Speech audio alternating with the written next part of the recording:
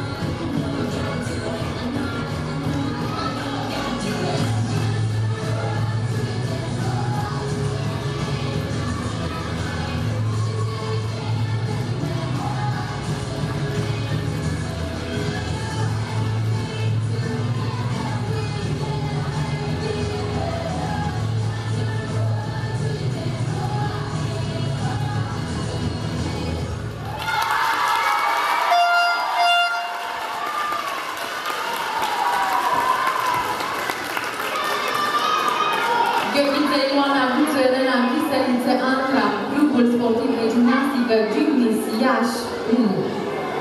Vorbim tot despre orele de antrenament, cele de care orice sportiv care își dorește performanță are nevoie. Cam câte în cazul vostru? 4 ore. Pe zi? Da. 4 ore pe zi. E timp de atâta ore pentru antrenament, dincolo de temele luni care trebuie și ele rezolvate la celelalte materii și care solicită în egală măsură să comunice? Da, încercăm să ne obișnuim mult. Faceți eforturi pentru a fi campioni, iată. Mult succes! Sunt convinsă că vom urmări cu interes și de aici încolo în competiții sportive. Mult succes!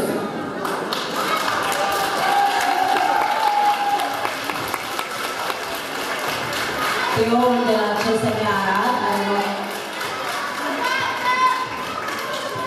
a obținut nota 16.921.